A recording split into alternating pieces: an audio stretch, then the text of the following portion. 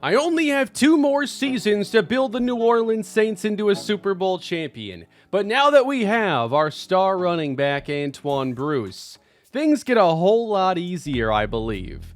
We're coming off an interesting third year in this rebuild where it looked like we'd have an awful year in picking the top 5. What else are you supposed to think when the team is 2-7? I thought we were done. And then we rattled off a series of victories, closed the season incredibly strong, and made it to the postseason. We didn't make it very far, but we made it further than I expected. And I'm excited now to go into year 4 and see if we can put together an even better team and better season. We should have cap space and maybe a team more interesting to potential free agents. Let's get a move on. And in this offseason, I'm not sure if there's a major need on the offensive side. Running back and tight end depth could be something we target, maybe a new starting tight end, maybe a new starting left tackle. But there is still more we can do defensively. The secondary has solid players but no difference maker, and we've been on a quest for this starting edge rusher, it seems, forever. However, we have Joe Griffith and last year's breakout player Devontae Young, one of our best stories of the season. He put together a 4.5 sack year, and that's by no means all that impressive on its own, but he had a good second half of the year. We got him from normal to star development, so we're hoping that he can have a good season 4, but we're going to be in the market to see who else is out there. And the New York Giants are the Super Bowl champions for this most recent season as they defeat the NFL MVP and Coach of the Year, knocking off the Bengals.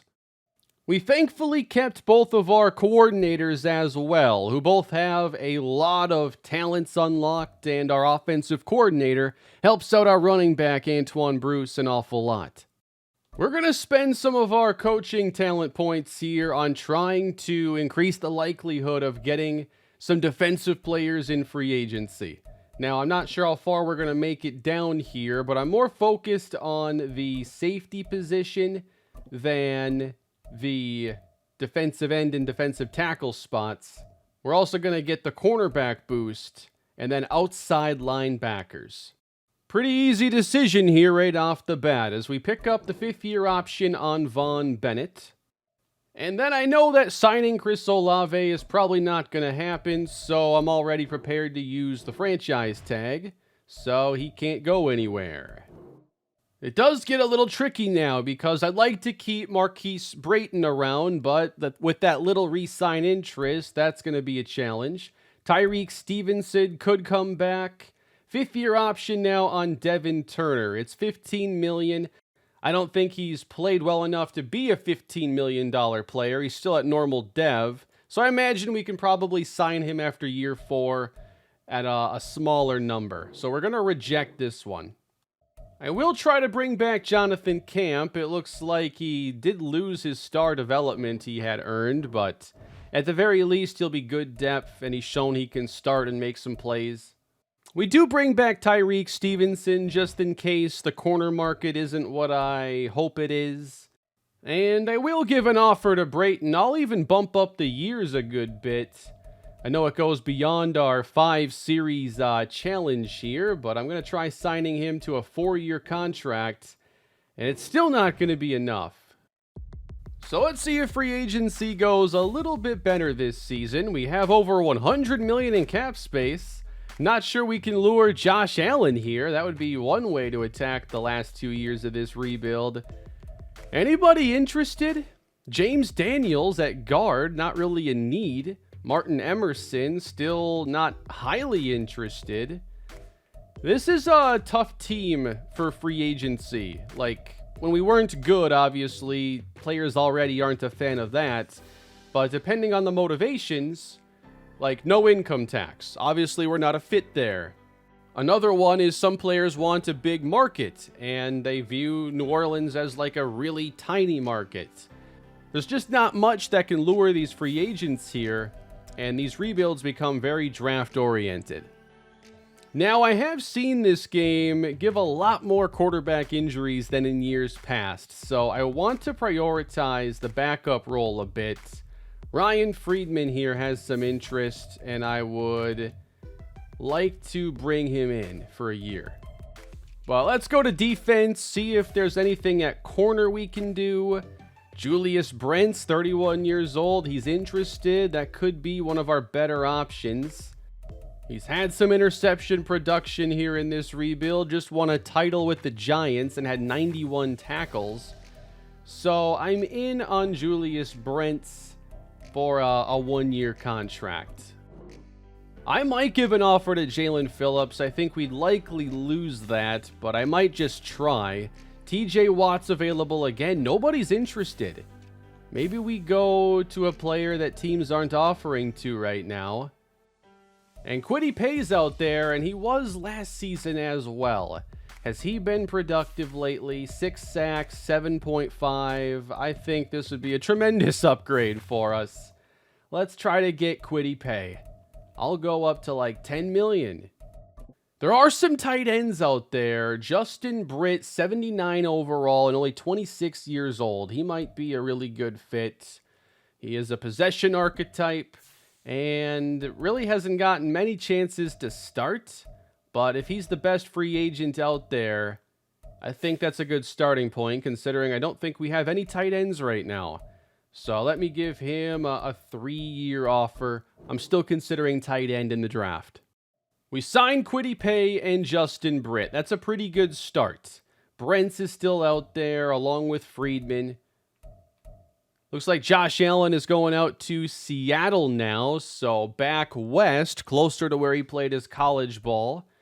I had interest in making Josh Jacobs our backup, but I could only offer to 5 players, and I included a running back, or I included a quarterback in there. So we missed on Josh Jacobs. Maybe there's still a running back we can sign. Jalen Phillips goes to Detroit.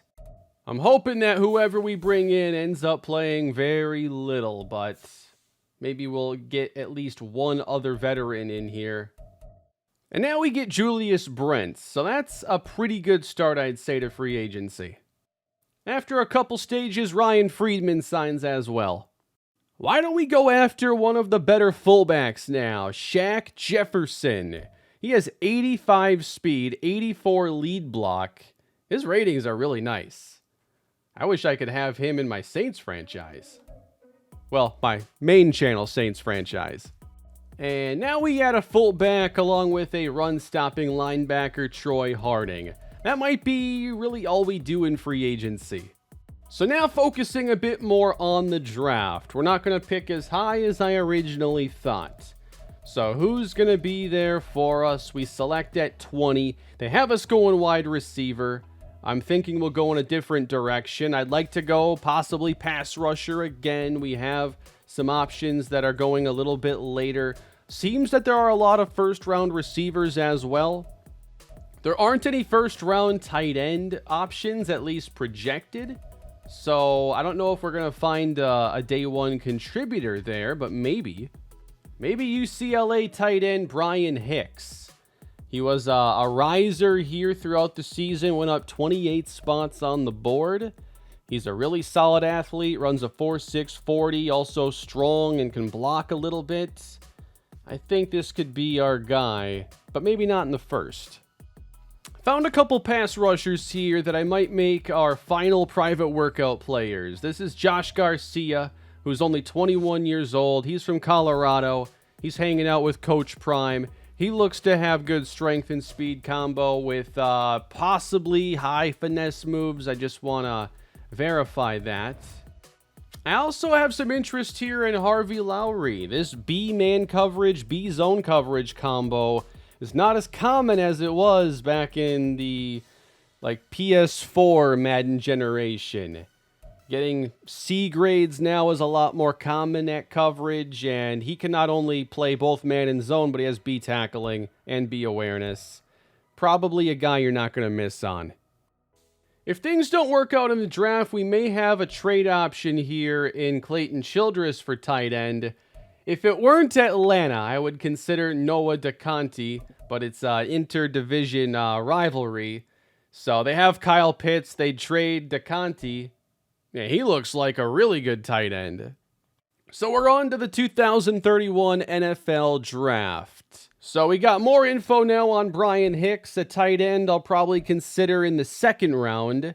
And he looks really good. You might have to move up in the second round possibly to get him. And everything that has like a range still is like A to B or B to C. He seems to be a really good player. All right, only got to 90% now on Deshaun Godwin, but I felt really confident in him with B power, C finesse, A awareness. We might have to run back this pass rush in the first round, and he and Garcia are going to be options. With Josh Garcia, he's a finesse rusher, so we have one power guy, one finesse guy. We didn't quite unlock the ratings, but the ranges are tight enough to feel pretty confident. And I still feel like we need our most premium picks, so there hasn't been a lot of consideration of trading, and I don't know if I'll be trading up in this draft. I feel like we have our first round options. It's the second round where I might be willing to move up. If I get 2 starters out of this draft and upgrade the defense, I'll feel pretty good. So there goes Josh Garcia to the Jets. That's one option gone as we approach our pick at 20. The Texans take Tyler Thomas, and we're on the clock. I think I've got to go for it again here. We got Deshaun Godwin. We know he's going to have strong power moves right away. He can tackle, block shed should be good. And he's a round 1 projected player. So hopefully we're getting low to mid 70s. Elite strength here in the first round. I want to know where the elite players are or the players with elite skills. So at least he's one of the strongest players. And he's a big edge rusher. So usually these guys don't have the best speed, acceleration, agility combo, but he's good at what seems to matter for his skill set. And hopefully we do a little bit better with this selection. Deshaun Godwin, hidden development. It's already a better start than the Steve Johnson mistake. So between that and Kwity Paye and Devontae Young's development, man, I hope edge rush is better this year. So we're into the second round now, and I'm going to be thinking a lot about that tight end prospect. We've already seen a lot of quarterbacks go, and there could be even more on the way. I already talked about this being a bad quarterback class last episode. I had a lot of scouting there just in case, and thankfully we weren't bad, because I wasn't going to be drafting one of them anyway. It would have been a whole waste. So the tight ends don't show up for a while. I always like to when my favorite tight end is not even the top at the position. So let's get closer. There have been 3 more quarterbacks taken here in the second round. I've got to see the draft recap. It's going to be hysterical. This is a terrible class and 6 have gone. Safeties are coming off the board here. Fast in the second round. And we're on the clock and didn't have to move up. Right now, Brian Hicks is 14th on the board. It wouldn't be a bad time to take him because he's not going to be there for you in the third.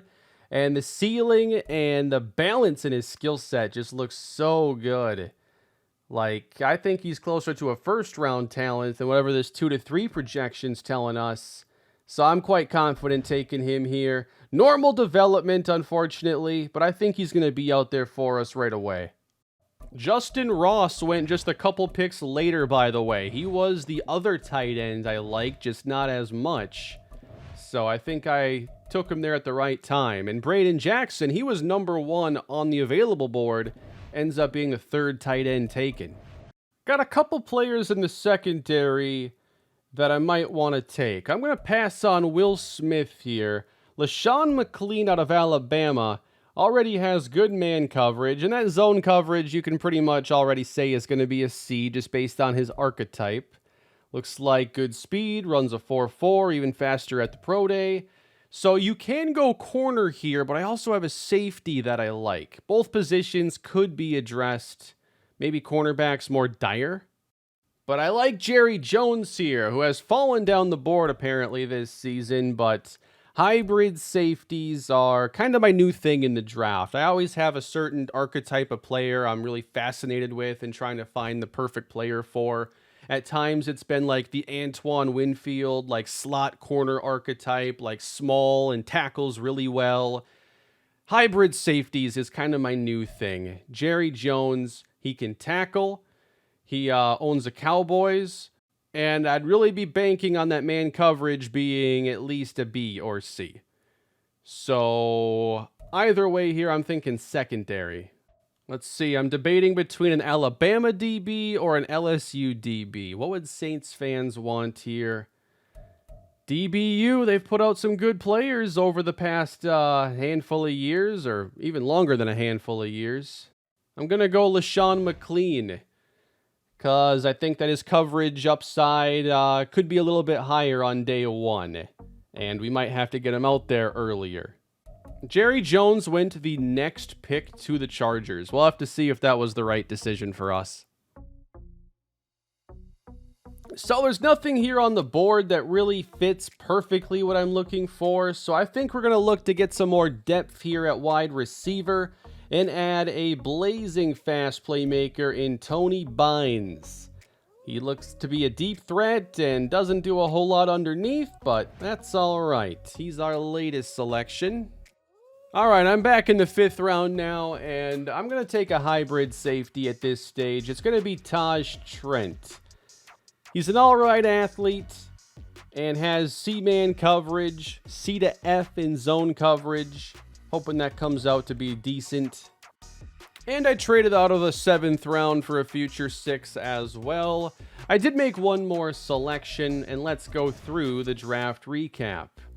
Starting at the top, we took 273 overall players. Deshaun Godwin, Brian Hicks, both should have a chance to play pretty early on. So here's the hidden development, Deshaun Godwin. And he comes in, only 78 speed. He's a power guy, not really an athletic finesse guy. So 77 power moves and 74 block shed. I think he could help us out here right away. And here is Brian Hicks, who only has normal development, but I think he'll be valuable for us in both the pass and the run game. Then I took LaShawn McLean when I could have taken the LSU safety instead. But I think with McLean, you get pretty good coverages right away. 92 speed if he has to step in. I'm a little more confident having those ratings in the 70s. But I could have gone in a different direction there in the 3rd round. We'll get down there. Quarterbacks did go early, 69 at 3. Now, if you get hidden dev, that's a different story. The Vikings did not here with Antoine Reed. And then the Bears took a 65 overall quarterback who also had normal development. 73 overall at 29. The Chiefs take a quarterback, and he might have been the best in the class. 74 went, though, in the 2nd round. That's Sam Vaughn. So he was my favorite. He was like a 1st to 2nd round projection. Normal development. Definitely fine. You can play him on day 1. He should do well, or has a chance to do well. After that, a 66 overall quarterback, another 66 overall quarterback. Yeah, this class, a 64 in the 2nd round, or rather the 3rd round, and I messed up. Hidden dev, 73. I should have just taken the LSU prospect. Jerry Jones. Wow, I screwed that up bad. Very injury prone, but I still would have taken him there in the 3rd. Although I didn't. Trying to find this quarterback I wanted to take as well. He had a day 3 grade after an undrafted projection. So, of course, he went. I want to say it was Ryan Patterson here.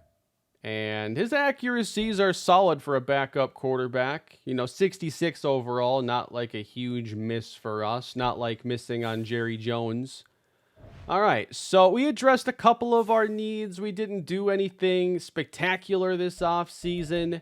Is this going to be enough here going into Season 4? We obviously have a young team, and I'm counting on a lot of them to just naturally improve. But did we make enough big additions to this roster? Here are the preseason stats. Rushing had 1 touchdown and 1 interception. Ryan Friedman came off the bench as the backup, and he completed most of his passes, 75%, 1 touchdown, no interceptions. Solid performance for him, I'd say. Antoine Bruce, 3 touchdowns and 4.1 a carry. I might want to see if anybody gets cut that could be that second running back, because those guys are going to get playing time, and you want to be prepared for it. Rayshawn Boston might not be that guy. I think he's just a solid receiving back option. At receiver, Olave, Bennett, Moreland, all pretty productive here. Sean Moreland taken a lot earlier in the series. He at one time had star dev, but it didn't maintain. Tight end spot looked to be a little quiet here. Hicks had 3 catches. Britt had 4. Those are going to be our top 2 tight ends. And on the defensive side, TFLs, Julius Griffith had 3 sacks. Steve Johnson, now he shows up after we get 2 more edge rushers here on the team. Steve Johnson in 2 years has 2 sacks. I don't know how many more chances he could possibly get. Hopefully we don't need to find out this year. Hopefully we have better players now. Yeah, running back isn't looking all that strong right now, but a 75 might have to do. And I'm going to look at getting Theo Gardner here. He is a 6th-year player, an experienced backup that hopefully plays very little. So we've made it to week 1. We didn't make any sweeping changes to this team, but we did address the tight end position. I like the offense a lot. I think this can be a top 10 unit if everybody were to stay healthy. It's the defense that needs to take some leaps.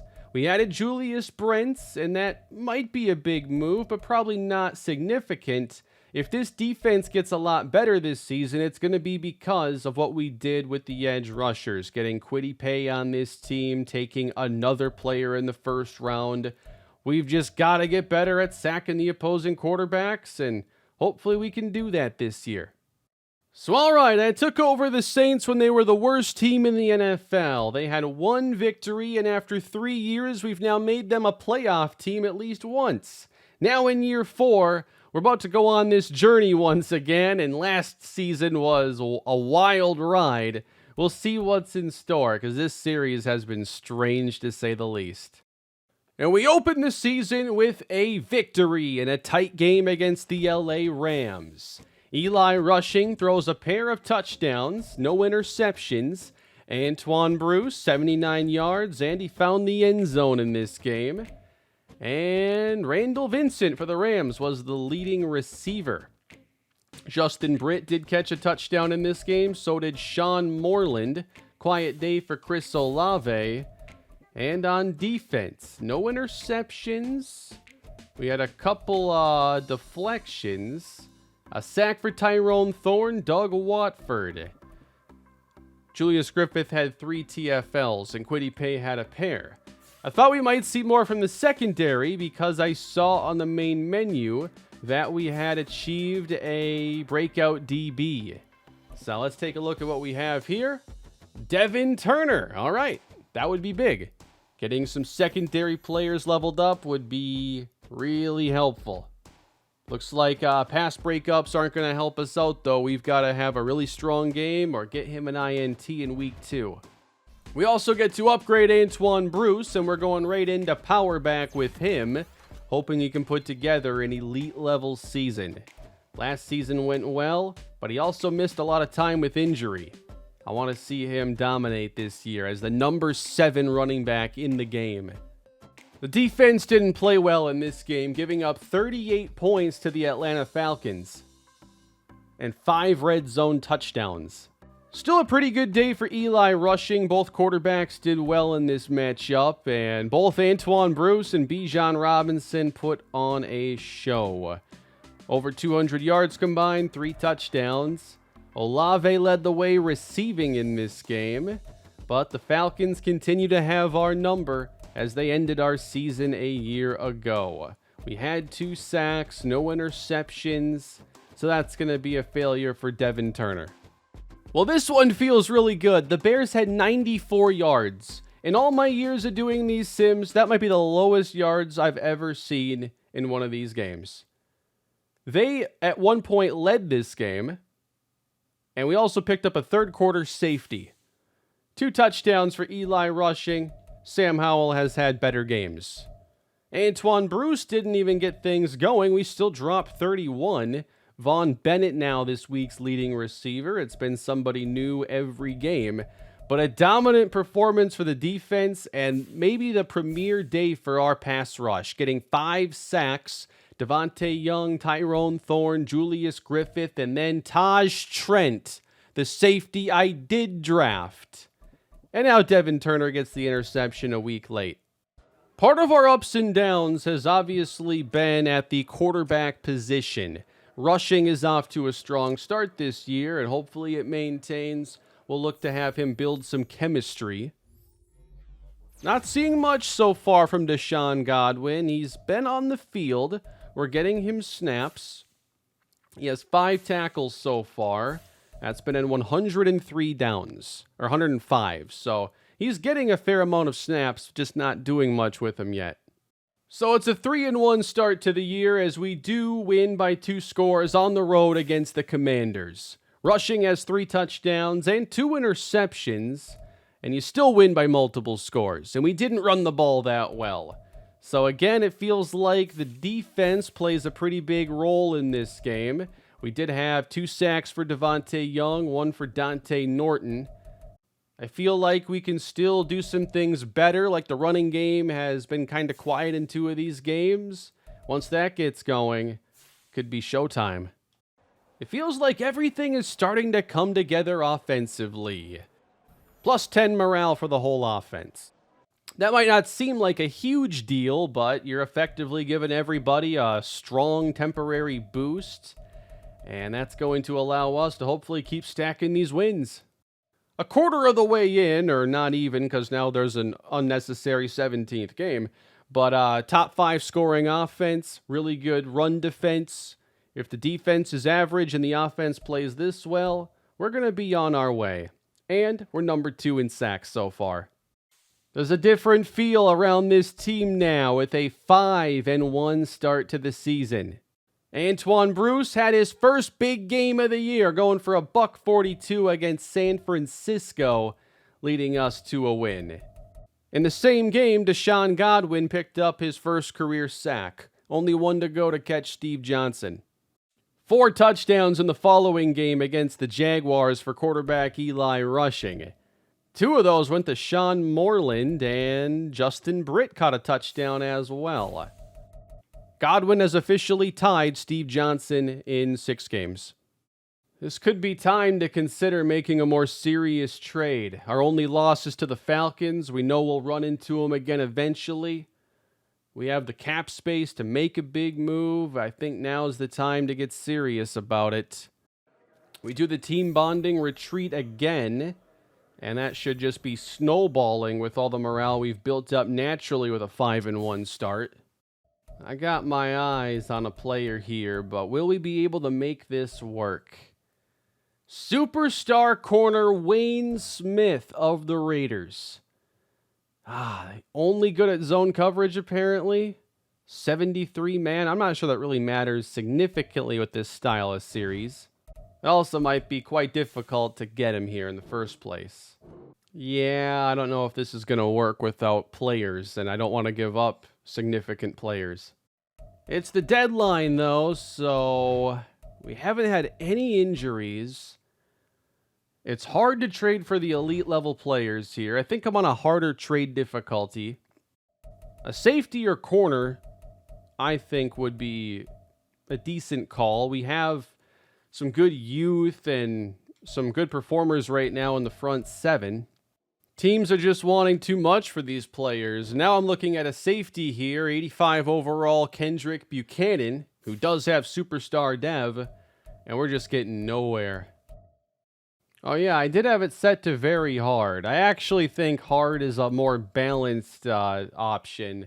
Very hard is near impossible to pull off trades. Hard's what I use in my main franchise on the Saints series on the main channel. So I'm going to revisit this with it at hard and see if anything is possible now. Yeah, it still seems like it isn't going to happen. So it doesn't look like we'll have a big deadline deal then, and we'll push forward with our 5-1 team that's looking like one of the best in the NFL so far.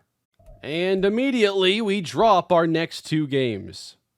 We gave up 22 points in the fourth quarter to let the Buccaneers beat us. They were terrible coming into this game. They had 1 win. We wasted Antoine Bruce's 180-yard effort. At least Deshaun Godwin has more sacks than Steve Johnson. This division's looking a lot messier now as we're behind both Carolina and Atlanta. We got back on track against Miami, winning 31-17. Rushing gave us a 4-touchdown performance. That's huge. Ben Johnston is today's leading receiver. After Miami, they got their big yards as they usually do. Godwin continues to rack up sacks. I think he has a legit chance at Rookie of the Year the way this is looking. But we lose again to Carolina, and that's obviously a big issue. That gives them the tiebreaker advantage over us, and they were already above us in the standings. So now we have to start thinking maybe a bit more about the wild card for us as the division gets a lot more challenging. Still have a really good offense and defense on paper. I know we're 6-4. Feels like we could be a little bit better record-wise. Let's see how the rest of this goes, though. 7 games left. Deshaun Godwin, let's upgrade him quickly as well. So 75 overall plus the 1. Ooh, ability slot. That's telling us he's at least a superstar. Another close loss for New Orleans. I think most of our losses, all but 1, have been 1-score games. And this drops us to 6-5. I feel like we're a much better team than 6-5. Feels a bit like a waste, too, with how well the defense has come on this season. We're excellent on third downs. We have 9 giveaways. And then on defense, we've only taken the ball away twice. We lead the league in sacks. Somehow only 2 takeaways. I don't know, there's something missing. I know for sure, though, you can't get swept by the Bucs. We don't have a division win this year. That has to change. We're 0-4. We beat the Bucs, but we're 2-4 since the trade deadline. Big day of offense, though, for the Saints, and we need more of this down the stretch. Bruce had 1 touchdown, and nobody here, rushing didn't have a huge day. Bruce didn't have a huge day. Did the defense maybe make a few things happen? Well, they got 2 takeaways. No, we only got 1. Jonathan Camp gave that to us. At any rate, it's always good to drop 40+ in a game, so big victory for us there. We had to have it.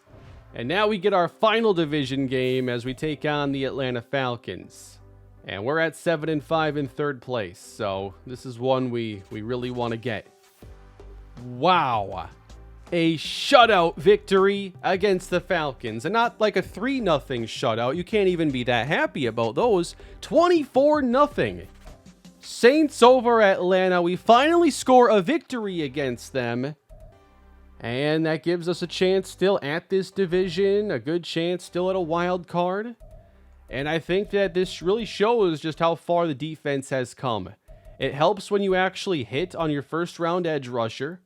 But Devontae Young's also done well. I've seen Watford here picking up a lot of sacks. Kwity Paye, I think he's getting snaps, but he clearly has not been a huge factor. Let's go check on some stats for this team. So with a handful of games left, Eli Rushing has 30 touchdowns to 10 picks. That's really impressive. He has a chance at reaching 40 touchdowns. Antoine Bruce is close to 1,200 on the ground this year. And then Von Bennett is on pace for close to 1,000 yards. Ben Johnston, now our second leading receiver over Olave, surprisingly. But on defense, the sack numbers. That's what I focused on so much. Devontae Young, 8.5. Big steps from last year. Rarely do I see a player in any of my rebuilds turn the corner at age 27. By then, I usually think players are who they are. Not in the case of Devontae Young.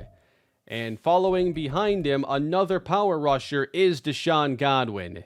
So I think he'll have a really good chance at winning Rookie of the Year this season. And then from there, you're just getting good contributions down the board. Maybe Julius Griffith wasn't like an elite pass rusher. Maybe that was just, an aberration early, seeing him get those sacks. He had 6.5 as a rookie, but since he hasn't been a major pass rush threat, but 24 TFLs, this dude is dominating run defense if he's getting there and it's not on sacks. And then, like I said, Kwity Paye, no sacks, but 21 tackles. So he's out there enough to get those tackles. They just have not been on the quarterback, unfortunately. 500 plus snaps. It's time to dial that back, I think.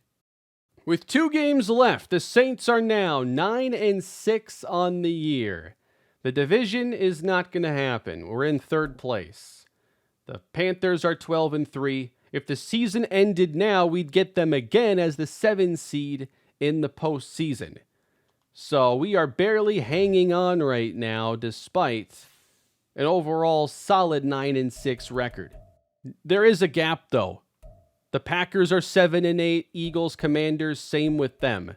So there's a pretty good shot we lock up a playoff spot.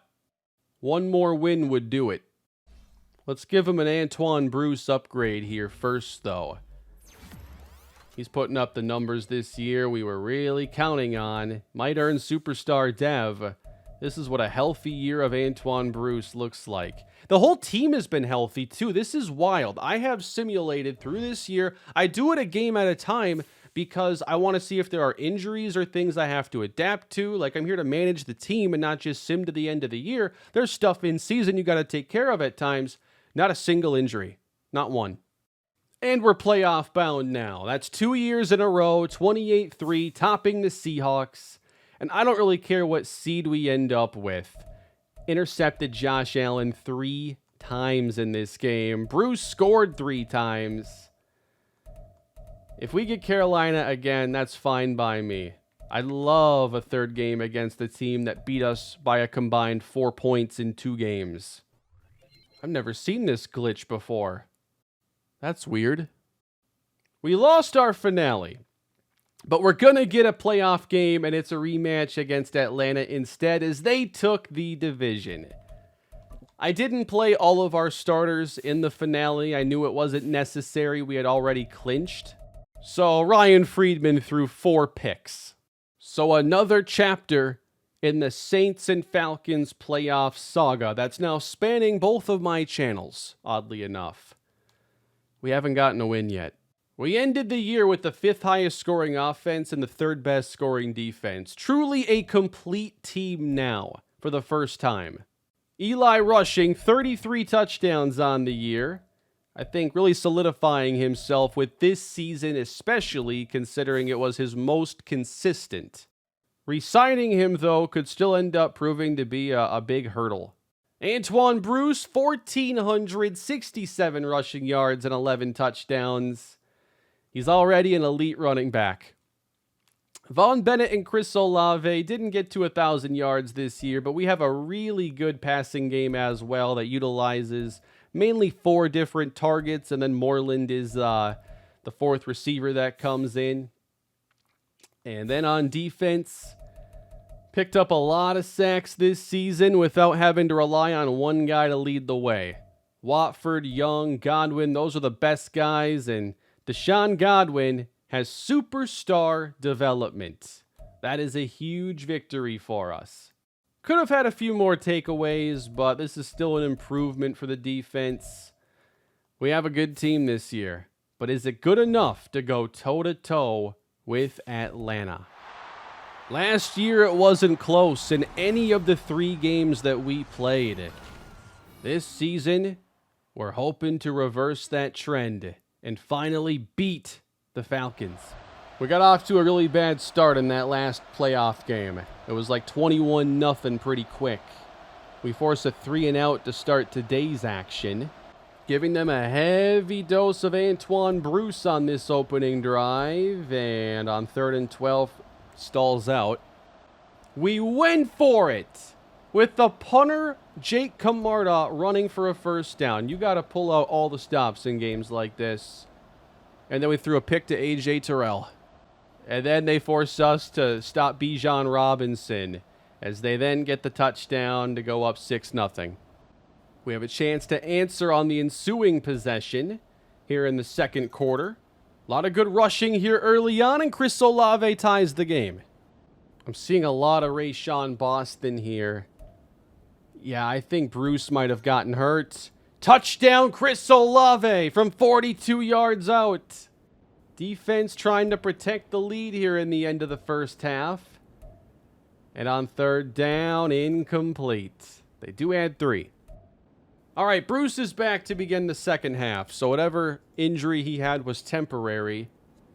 And it's a 4-point lead. Bennett and Olave get us first down catches. Then it's going to be Brian Hicks, the tight end. Touchdown, Chris Olave. He's got 3. Down 2 scores. Falcons need it. Robinson inside the 10. They answer back. Touchdown, Bijan. He gets the 2. I recently learned when you get the touchdown and the 2-point conversion, you call that an octopus. Because you scored 8 points. Fourth quarter, Vaughn Bennett for 43. 2-score advantage on the Falcons again. I want to beat this team so bad. Griffith gets a sack. We might jump into this now in the fourth quarter. Depends if there's like a really key 1-possession drive late. I think we got a takeaway. And then a touchdown to Justin Britt. It's 35-18. We did. It was an interception, if I can find it here, by Devin Turner. And we are finally putting together the complete game against the Falcons. That's what it seems like. They do get a touchdown under 5 minutes to go. They've got to get the immediate stop, though, and they don't do that.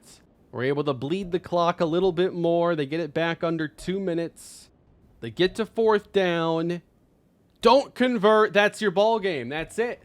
That's a wild card win. First playoff win of this rebuild. Saints over the Falcons. That's huge. I think we were the 7 seed, and we just knocked out Atlanta. But it also means now we have to go to whoever the 1 seed was in the next game. 5 touchdowns for Eli rushing. That seems like a first. I think we have the right quarterback. Again, we struggled to run the ball against them. That happened in last year's playoff game. Bijan didn't get going either. Both running backs held in check. But we had a big play offense today. And they got the job done. Finally giving us that clutch win. Dallas hosts us in the next round. Is there a better team in football than the Cowboys in Madden over the last 5 years? Micah Parsons, CeeDee Lamb, Tyler Smith. They got a lot of familiar faces here. Not everybody. Tyler Martin's a new quarterback. So they've replaced Dak Prescott. It seems successfully. He's got a strong arm. At running back, Quentin Can. So I liked Antoine Bruce. They took Quentin Can. X Factor. Wow. So, 2 running backs taken in the same draft who have now become the elite running backs in the NFC. This should be fun. Imagine if I had drafted Jerry Jones and we were in this matchup. Jerry Jones in Jerry World. All right, the Cowboys welcome us in. We already scored 1 major upset. We've got to make it 2. It's tough being the 7 seed. A special teams penalty is how we open the day, too. That's kind of rough, but looks like we managed to get a first down, and we're keeping this moving along. Big play, Ben Johnston. Micah Parsons gets a sack. Drive stalls. We get 3. Cowboy offense is tough to slow down in this game. But we opened the day with a 3-and-out. We're getting a lot of third down conversions here, and Vaughn Bennett gives us the big play on the next possession. We're set up for points again. Come on, don't settle for 3 this time. Going the wrong way now. Parsons has 2 sacks. So we got 6. Cowboys putting together their first good possession. Doing a lot of rushing now on our half. CD's still there making plays. Dante Norton with the sack. Devontae Young with the next sack. And it's all field goals. Cowboys next drive. Again on the move into plus territory. We have less than a minute to go in the first half. Get the sack. And a third down stop. It is 6-6. So this defense is definitely the real deal. We have a shutout of the Falcons this year. Then we did a good job slowing them down in the postseason. Great half there against Dallas. I believe in what we've built here. But we've got to get some more points now. Who's going to get that first touchdown? Assuming there is a touchdown in this game. Cowboys on 4th down, go for it. They get the first down in the red zone. And they do get the touchdown to CeeDee Lamb. Big play again going to Von Bennett. Some huge passes out of this offense, but Micah Parsons, another sack. Von Bennett just got hurt. And we do hit a long field goal, but it's going to take a touchdown. 4th quarter now. This might be about the time to start actually watching some of this. I'm so tired of Micah Parsons.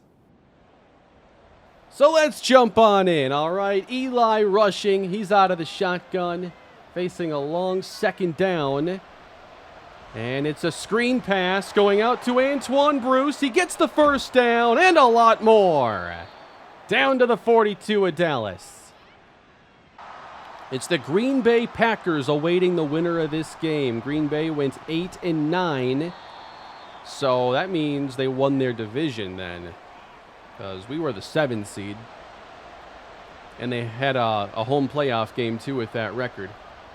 Down 4, facing 3rd and 8. It's intercepted. Fired it across the middle. He threw that, and I was feeling confident. Micah Parsons now is shaken up, and he's already had a huge impact on this game. So the defense is going to have to go out there now and pick up a stop. Dallas running left. Quentin Can to the edge. Good start. He gets 10. Straight ahead, and Can is taken down. This run defense has been a huge improvement. I haven't called a game like this in a long time. This feels refreshing. On 3rd and 7, pass goes out for a first. CeeDee Lamb all by himself. So into field goal range goes Dallas. You can't allow him to get 6 here, not with the clock where it is. 5.5 minutes left. Defense needs to tighten things up now. Off the fake, downfield, it's tipped away. And that was Julius Brent. They got aggressive there. You got to respect it. Back to pass. And caught inside the 20. CeeDee Lamb.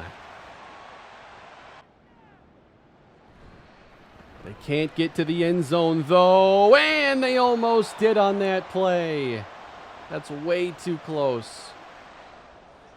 They empty out the backfield. They're going to put this on the quarterback. He drifts out to the right, to the end zone. He throws it away. On 3rd down, forcing him outside. Pass, knocked down. That was close. But we got a hand on a lot of these passes. So that puts the pressure on rushing and the offense now. Down 7 against Dallas. Have to get that first touchdown. Olave makes the catch. 4-man rush. Rushing. It's caught again. Chris Olave. We're already to the Dallas 45. On the give now. A loss for Von Bennett. Would rather a run there using Bruce. So we're approaching 3 minutes to play now. 47 yards away from the end zone. Rushing throws quick. Hauled in for a short gain. 2 more downs to work with here. I don't mind inside zone to Bruce on 3rd and 6. But it'll stay in the air. Rushing, drifting. No, you can't take the sack. The one thing there you really can't afford. 4th and 18. Luckily, we have our timeouts. We're still on the front of the 2-minute warning, but we're likely about to hit it. Rushing, rushed and sacked. So you got to get the stop now. You can't even allow the field goal. There's no room for error. Allowing 7 yards here might lose you the game. They'll throw it on first down out to Can, and it's a short gain. To the outside with Can. There's a lot of space, and he gets the first down. And that is pretty much a backbreaker. Can on the carry, right up the middle, close to the first. And all they got to do is do the Eagles tush push to get the first. They're not going to. Can ends it. Dallas is going to move on. The offense runs out of gas in the division round, and we are defeated by the 1-seed Cowboys. So we make it further than we did last year, and every season's been an improvement. And that just leaves us now with one more year before our time with the Saints is over. Just not enough offense in that one, and our inability to run the football in these playoff games has been an issue. We run all over teams in the regular season, but in none of our 3 playoff games has Bruce gotten going the way we need him to. So maybe that's part of our approach looking ahead to next year. Maybe an offensive line upgrade. We're going to find a way to do something, hopefully.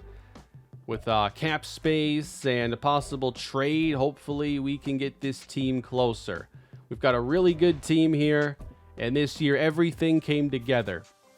And I think it's going to mostly maintain going into next year because we're not relying on aging veterans who are about to hit free agency.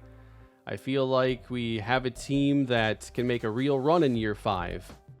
Bruce is up to superstar. That's not a surprise, the way he dominated this year on the ground. But maybe we look for an offensive line upgrade somewhere. Defensively, this was the year that really came together. And Julius Griffith is now an X factor. That's fantastic. He's an X factor. We've also got a superstar rusher now in Deshaun Godwin. He should be even better in year 2, you'd imagine. Still got Devontae Young, who took another step this season. So I think we have a chance. We've got to find a way to be aggressive, though, in our last year to try and put it all together for a Super Bowl run. And that's where today's video is going to come to an end. Hope you're enjoying the return to the rebuild style content over here on the channel. We got one video left in this series. I'm then going to do a retro one little mini episode. Not a mini episode, just a 1-episode rebuild. We're going to go back to Madden 06 and have some fun. Then we're getting back to slow sim traditional rebuild on this channel. And I'm looking forward to it. Please leave a like if you're enjoying the content. Subscribe if you want more Madden content on this channel. And I'll see you all in the next video. Have a great day and take care.